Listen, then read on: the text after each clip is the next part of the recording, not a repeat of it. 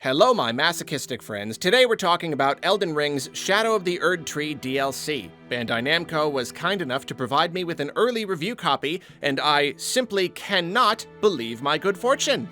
I have no idea what I did to deserve this, but many thanks to them. Genuinely, what an incredible opportunity. On the off chance you were not aware, I am a somewhat new convert to the cult of FromSoft, and Elden Ring was the catalyst. It was and still is one of the best games I've ever played. A game that consumed my entire life, my entire mind. And to this day, I have a hard time just living my life without at least every once in a while, maybe once or twice a day, going, boy, I sure wish I were playing Elden Ring right now. There's almost nothing I can do that satisfies me on quite the same level. Even years later, after very purposefully putting the game down and trying my best to keep it down, when I imagine a post-apocalyptic scenario where somehow everyone else on Earth has disappeared, my go-to reaction is, oh, cool, now I can finally play Elden Ring all I want.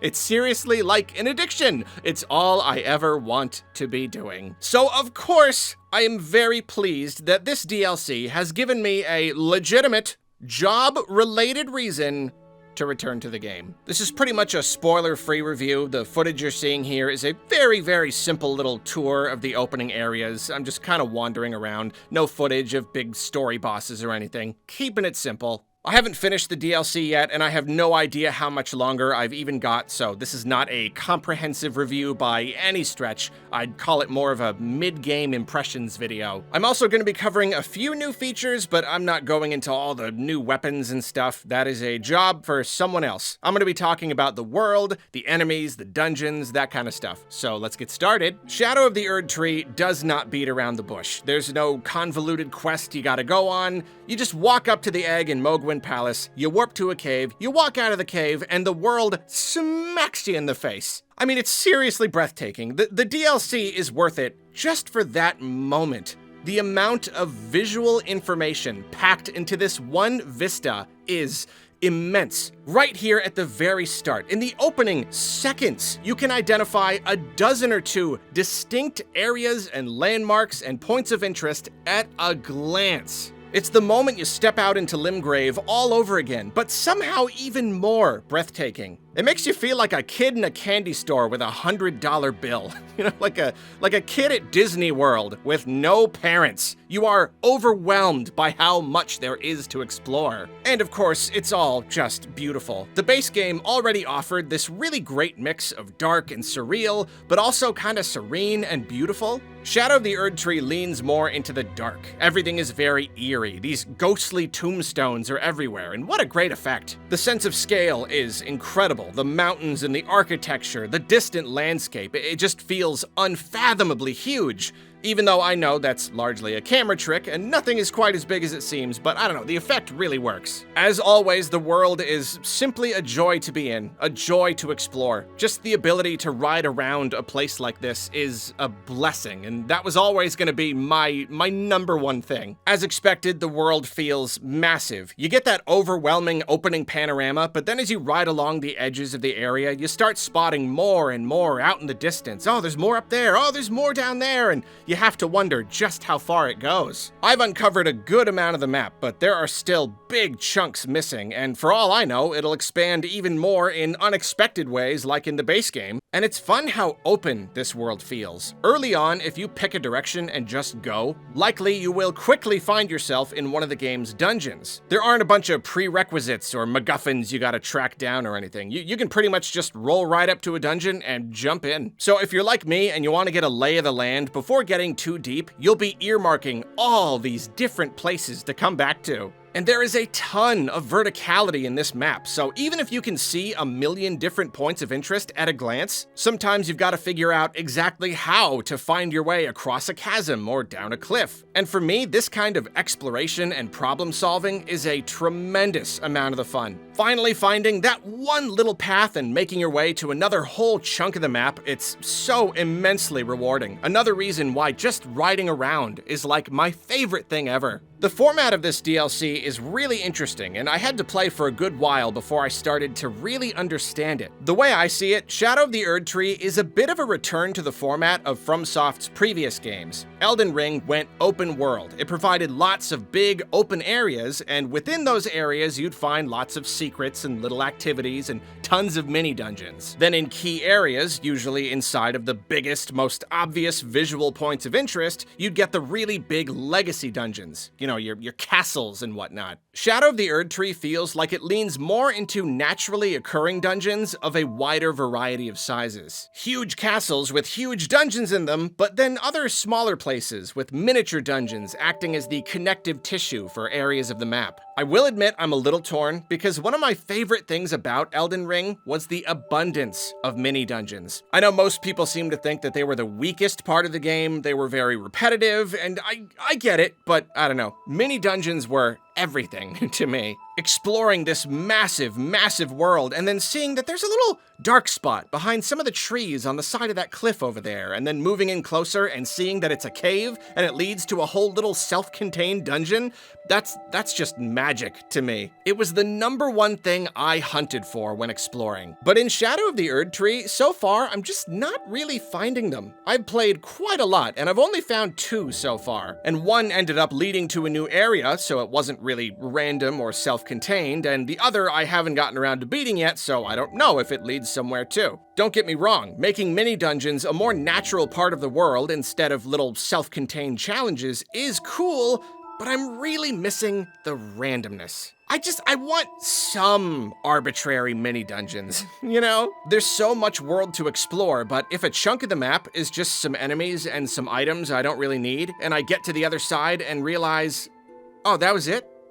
That's all there is there? Just check that map chunk off the list? It's a little bit deflating. And it's a bit more of an issue when combined with a different issue I've seen discussed in other early impressions videos, and which will no doubt be a topic of debate when the DLC launches. It's the abundance of reused enemies from the base game. It's funny because reusing enemies was a criticism a lot of people expressed when Elden Ring launched, and I could understand it, but I didn't really agree with it. I'm fine with reusing enemies. I don't know, they're fun to fight. I'll fight them a bunch. That's just more content to me. It allows the world to be massive and filled with stuff to fight. But now, having that spill into the big crazy new DLC we waited 2 years for, I'm starting to feel it too. I mean, I know that when developing another huge world to explore, there were gonna be a lot of reused enemies. You can't just scrap everything and make a massive army of strictly new baddies. But I think they just took the reuse a little too far and put some of these reused enemies in just the wrong places. Every time you enter a new area, a bit of that wonder dissipates when you see that it's guarded by another one of those guys. Those guys you've killed 100 of already. Oh, the dragons are especially bad.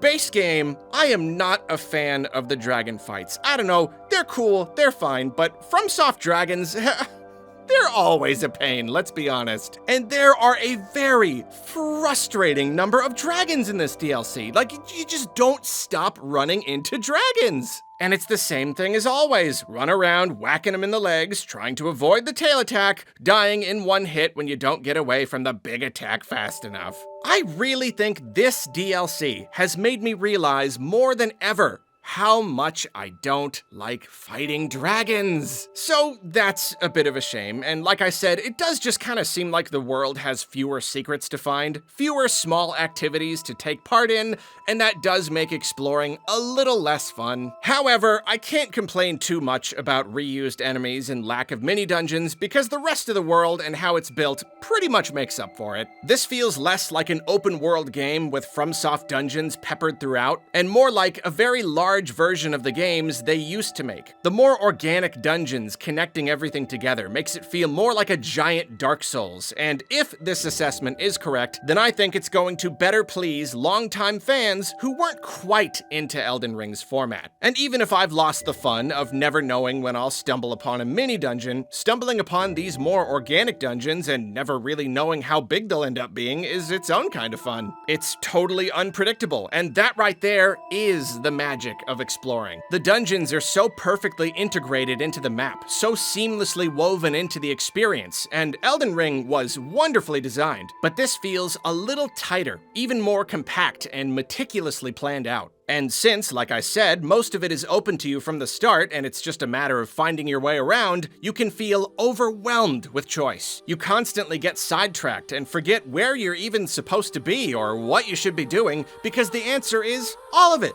Any of it, I don't know, do what you want. You're definitely working toward one goal, but in the meantime, just go nuts. This world basically is one big dungeon, way more so than the base game. Then visually and conceptually, Shadow of the Erdtree certainly lives up to the FromSoft DLC standard. The environments fit the game's overall visual theme, but the art feels very new. There's just a lot of new stuff to see. The landscape is different, the architecture is very different. You'll find the most new stuff in the dungeons, and these are everything as beautiful and unique and interesting as you'd expect. It's the same game I've spent hundreds of hours in, yet fresh and new again. And looking out over a new castle or a new chunk of the landscape, it's such a thrill. Annoyingly recycled enemies aside, there are of course new baddies as well. So far, I haven't come across any new small or medium enemies that have knocked my socks off or anything, but they've got new moves and fighting styles and offer new challenges. Some of these smaller enemies are actually weirdly hard if I'm honest, but not all of them. Bigger enemies and bosses, there are a good handful of new designs and they're just as freakish and cool as ever. Certainly no complaints in this department. Well, I mean,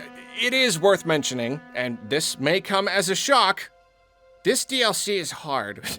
FromSoft DLC has a reputation for being hard, and Shadow of the Erdtree does not disappoint in this regard.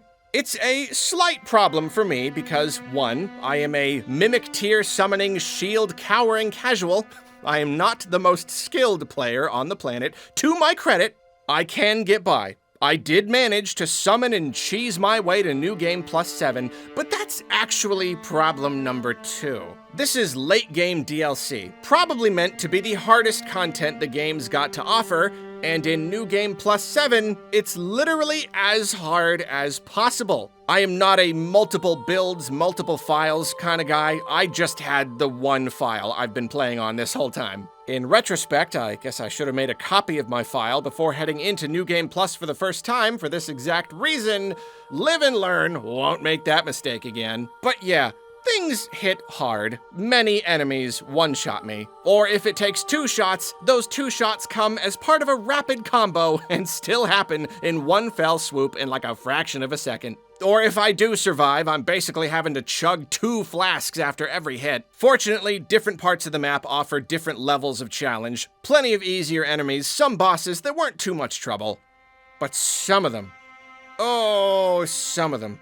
There's one, million feet tall, kills me in one swat, and I can barely scratch the thing. I might as well be coughing on it. So I have to just hope that one's optional because I just don't think that's gonna happen. And I don't know how much of this is just the DLC being the way it's supposed to be and how much is me being on New Game Plus 7, or hey, even just the fact that I'm not a great player. I really don't know. But there's this other boss too. There's this boss. I'm not gonna go into all the details, but I, at least at this moment, feel like this boss is unlike any other FromSoft boss I have ever laid eyes on. It moves so fast, so constantly, and so unpredictably. That's the real issue. It's not just the speed or the hard hits, it's when you can't even read the darn thing. It's got 6 million moves, and it's next to impossible to see which one it's doing until it's far too late. It dances around the screen like a spry little pixie, but it's huge, and I don't know, I can barely even touch the thing. And it's already the most ridiculous boss I've ever seen, but then it enters phase 2 and starts constantly spamming AoE elemental attacks when you've only lowered its health by like maybe 25%. It's that hard.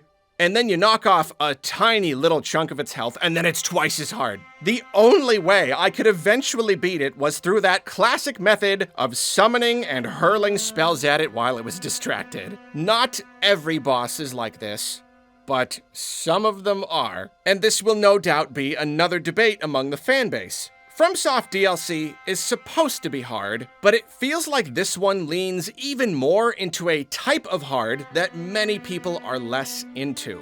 One very common criticism of Elden Ring is that too many of the bosses, and sometimes even smaller enemies, are hard in a way that's just not as fun. It's a combination of combos that last forever and attacks that are extremely difficult to read and time. It's either 900 hits in a row so that if you didn't think to space yourself in the first place, all the stamina in the world won't let you block or dodge at all, or it's these infuriatingly delayed attacks where the windup is either a fraction of a second or like 3 seconds, and you have to know exactly which it is, and you panic roll like 5 times before it finally hits you. I love Elden Ring to pieces, but I'll admit, this criticism is on the money. Some ridiculously hard bosses are good because literally any level of difficulty will appeal to various sects of the fanbase. But Elden Ring is the game that opened up the formula to a wide audience, yet its insanely hard bosses tend to push the player into one of 2 camps. Learning every single little move until you can fight naked without ever getting hit, or heavily relying on summons and defensive strategies and cheese builds. It's still a great game, but FromSoft's boss philosophy is just getting a little bit wonky. And it's kinda disappointing to see how often Shadow of the Erdtree pushes this philosophy of the most ridiculously godlike enemies even further. It's not the whole thing, but there are definitely some bosses in there that make me go, what?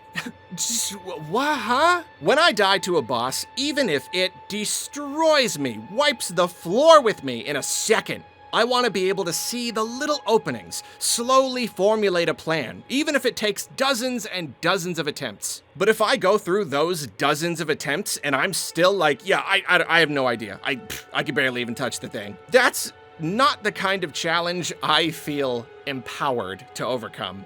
But complaining about difficulty in a FromSoft game. What a scrub. It is what it is, and once people start getting their hands on these things, time will tell if I'm actually completely incorrect and none of these bosses are hard at all, and this is actually the easiest DLC in FromSoft history. We will see. One new feature absolutely worth mentioning though, throughout the world you'll find these Erdtree fragments. You can use these to upgrade your attack and defense, but only in the DLC. You can't take it back to the main game. You can also collect items to similarly upgrade the strength of your spirit summons. In my eyes, this is intended to be the solution for people like me who entered the DLC on a very advanced file. This gives you a chance to up your stats a bit when they are otherwise already maxed out, like mine are. So far, I'm not sure how much it helps.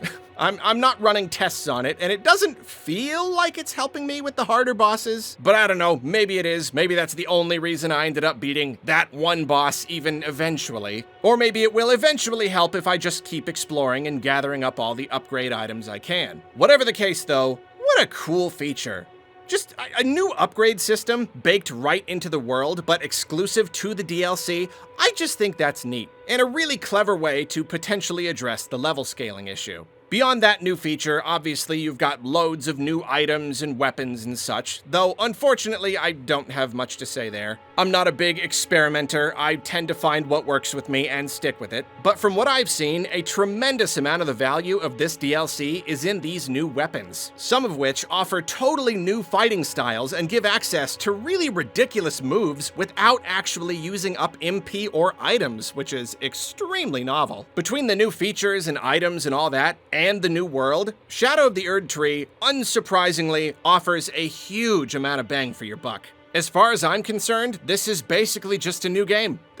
The next FromSoft game just dropped, everybody. Here it is. And maybe it's a fraction of the size of the base game, but the base game was already like 4 games in one, and I'm going to be playing this for dozens of hours just on this one save, so in my eyes, this is more than worth the price of admission. Maybe the smaller world doesn't have quite as many small secrets to find, but it's also more tightly designed and harkens back to the FromSoft games of old in a very good way. Most importantly though, it offers even more of this enchanting, captivating world to explore. It's every bit as beautiful and mysterious as the base game, if not more so. It's more Elden Ring.